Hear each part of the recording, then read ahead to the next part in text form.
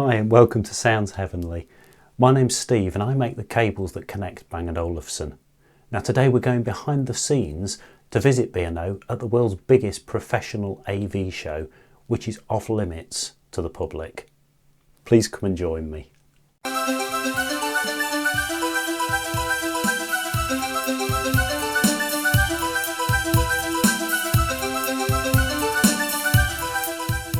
Along with Michael from the Beotalk Podcast. Hi everyone. I've just returned from Integrated Systems Europe, known as ISE, which is a trade show in Amsterdam where members of the AV trade get a sneak preview of the latest trends, ideas and products in the industry. If you're wondering how I get invited to shows like that, please check out my website at soundsheavenly.com and you'll see what I do for my day job. Now, some of the things on display at the show will probably never make the light of day as real products. However, others could just become the must-have gadgets of the coming year. The tricky part is telling the potential winners and losers apart. Now, first of all, we're going to take a walk through a section of the show, but if, like Michael, you're thinking, let's have a look at some B&O, then please go to this point in the video to see the Bang & Olufsen stand directly, or click on the timing link in the video description to go straight there. Now, on entering ISE, the sheer scale of the show can be quite overwhelming. There are over 1,300 exhibitors spread across 15 halls. Now thankfully the halls are laid out by category, so whichever area of the AV industry you work in, you can generally find everyone you need to speak to within one or two halls. Halls are themed to cover areas such as residential sound, education, live audio, events, smart buildings, digital signage, and something called unified communications. Now, I haven't got a clue what that is. If you know, please comment in the link below and let me know. Thank you. For both Michael and myself, being B&O enthusiasts, the residential area was where we needed to be. So we headed straight to halls 4 and 5. Even within this subsection of the show, the choice and variety of exhibitors is jaw-dropping. There was a huge range of equipment, products and ideas. A small section of these included things like 8K televisions, laser projectors, home cinema seating, architectural speakers, so that's the ones that are built into your wall, often completely hidden out from view, and ceiling speakers, outdoor speakers, automatic lighting, control panels, touch screens, heating control, plus everyone's favourite, hey, cables! The great thing about this type of show is you can happily stroll for hours through the aisles without being hassled by any over-eager salesman, although the exhibitors are always happy to answer your questions about their products when you ask them directly. If you imagine the show as being the world's biggest, friendliest and least intimidating technology store, you won't be far wrong. If you love gadgetry and technology, this is a wonderful place to be. Now, Michael and I did get sidetracked, however, by Philips, of all people, as they were offering exceptionally good free coffee. So we sat down and took the opportunity to have an impromptu chat on camera whilst enjoying our drinks.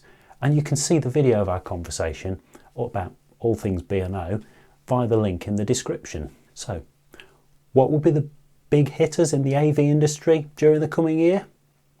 Well, my personal view is we'll see the widespread introduction of 8K television displays. But I suspect that they will go the same way as 3D television. After an initial flurry of interest, there just won't be enough consumer demand and enough program material to provide 8K content in the short term.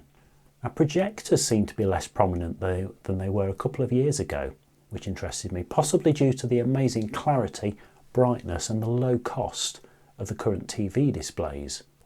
Now, whilst in the USA, there's quite a trend towards dedicated home theatre rooms where you can close the door and dim the lights, immerse yourself in a movie, European homes appear to be incorporating multiple use media areas, for want of a better description, where a TV and often a surround system will form a an innocuous part of the main living area of the home without intruding on everyday life. Now this is great for the makers of architectural speakers, as a family room can provide immersive sound for movies without the technology getting in the way of everyday living. Music streaming is also becoming a core part of everyday life around the home for most consumers now, instead of being an extra feature that's tacked on to a particular room for occasional use. So how will Bang and Olufsen fit into this rapidly changing technological world? Let's take a look. And here we are, Bang and Olufsen.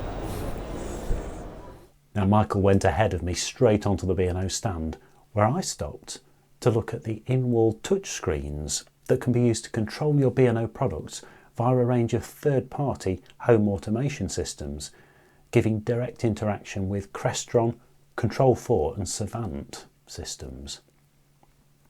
Also on display as you approach the stand are various colours of the Beosound Stage TV soundbar, including the new Anthracite Black from the Contrast collection that's just been launched.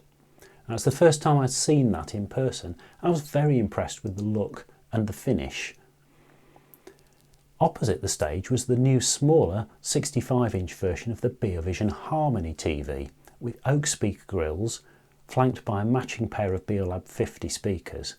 I must say this combination looked absolutely superb together. I can honestly say I've never seen a more stylish television than this new smaller version of the Harmony. However, moving into the main part of the stand is where the real surprise was hidden.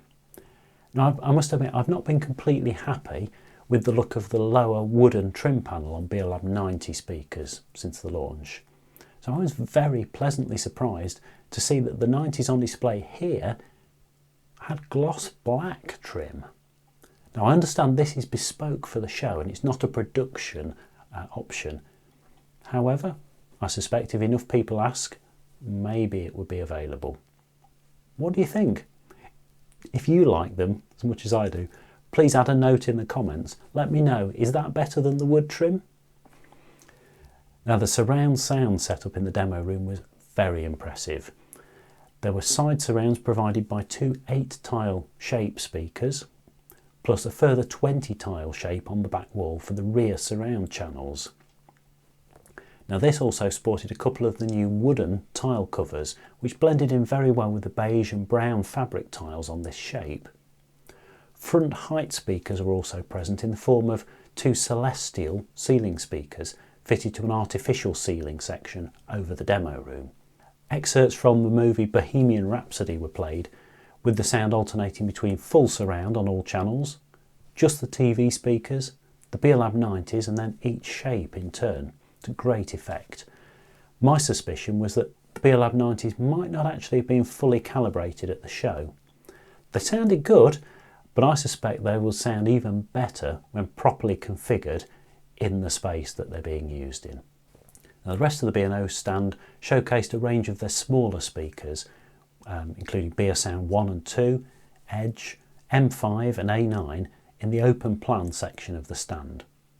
Around the corner, an Eclipse TV with Beolab 20s was on display. And then hidden away was what possibly could have been one of the stars of the show, Beosound 1 in the new Anthracite Black colour, just released as part of the Contrast collection.